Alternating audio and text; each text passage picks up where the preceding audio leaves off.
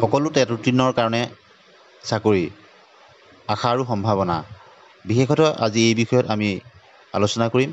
আপোনালোকে নিশ্চয় জানে BTCৰ ক্ষেত্ৰত LBUPৰ ডকুমেণ্ট ভেৰিফিকেশ্যন হৈ গ'ল আৰু আগষ্ট মাহতেই নিযুক্তি প্ৰক্ৰিয়া আৰম্ভ হ'ব বুলি BTCৰ MCLA মাধৱ চেত্ৰী মহোদয়ে জনাইছে। আৰু অসমৰ ক্ষেত্ৰতো ঠিকাভিত্তিক শিক্ষকসকলৰ ক্ষেত্ৰত যি স্পেচিয়েল ড্ৰাইভ সেই স্পেচিয়েল ড্ৰাইভৰ ক্ষেত্ৰত যোৱাকালি বিজ্ঞাপন প্ৰকাশ পালে ৩৫,১৩৩টা পদৰ কাৰণে। গতিকে বাকী ৰৈ গ'ল কেৱল মাত্ৰ ৫,৫৫০টা পদৰ যি ফিজিকেল ডকুমেণ্ট ভেৰিফিকেশ্যনৰ সম্পৰ্ক। এই সম্পৰ্কত আমি নিজাববীয়াকৈ প্ৰচেষ্টা চলাইছোঁ, কিবা ইনফৰ্মেশ্যন আছে নেকি, কিন্তু বৰ্তমানৰ মুহূৰ্তলৈকে DWৰ ফালৰ পৰা বা বিভাগীয় মন্ত্ৰী মহোদয়ৰ ফালৰ পৰা কোনো ধৰণৰ তেনেধৰণৰ আপডেট দিয়া নাই।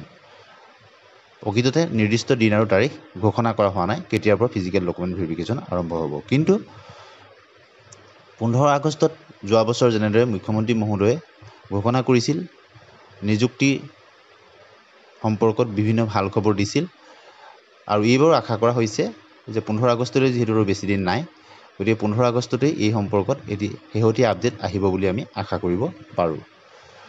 আৰু এইবাৰ এটা পদ্ধতিগতভাৱে সকলোখিনি দিশ আগবাঢ়িছে।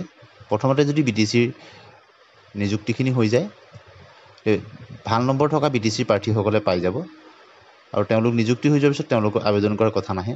আৰু কণ্টেক্সুৱেল টিচাৰসকলৰ ক্ষেত্ৰত যেতিয়া স্পেচিয়েল ড্ৰাইভ হৈ যাব, গতিকে তেওঁলোকে ইয়াত আবেদন কৰাৰ কথা নাহে।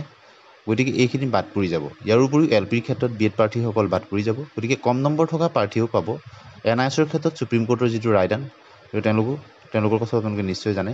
গতিকে এই যি ৫,৫৫০টা পদত কম নম্বৰ থকা প্ৰাৰ্থীসকলেও পাব।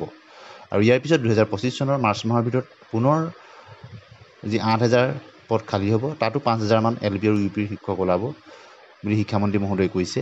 গতিকে এইবাৰ প্ৰায় সংখ্যক টেট উত্তীৰ্ণই যে চাকৰি পাব সেই কথাটো নিশ্চিত হৈছে। কিন্তু ফিজিকেল ডকুমেণ্ট ভেৰিফিকেশ্যনৰ ক্ষেত্ৰত যথেষ্ট পলম হোৱাৰ ক্ষেত্ৰত প্ৰাৰ্থীসকল চিন্তাত পৰিছে। গতিকে আৰু ইতিমধ্যে আপোনালোকে নিশ্চয় গম পাইছে যে 2025 চনৰ মে' মাহৰ 10 তাৰিখৰ আগতে প্ৰায় 50,000 নিযুক্তি হ'ব বুলি মুখ্যমন্ত্ৰী মহোদয়ে ঘোষণা কৰিছে। গতিকে সেই 50,000 নিযুক্তিৰ মাজতেই শিক্ষকৰ পোষ্ট যথেষ্টখিনি থাকিব। LP, UP, টেট কাম ৰিক্ৰুইটমেণ্টৰ যোগেদি মাধ্যমিকৰ ক্ষেত্ৰত থাকিব। গতিকে আশা কৰা হৈছে যোৱা বছৰৰ তুলনাত এইবাৰ শিক্ষকৰ পোষ্টৰ সংখ্যা নিশ্চয় বাঢ়িব, আৰু পুনৰ LP, UP আৰু মাধ্যমিকৰ কাৰণে নতুনকৈ বিজ্ঞাপন প্ৰকাশ পোৱাৰ সম্ভাৱনাই প্ৰবল, কিয়নো শিক্ষামন্ত্ৰী মহোদয়ে ইতিমধ্যে ঘোষণা কৰিছে। এই সম্পৰ্কত শেহতীয়া আপডেট পোৱাৰ লগে লগে জনাবলৈ চেষ্টা কৰিম। আজিলৈ আহোঁ, ধন্যবাদ।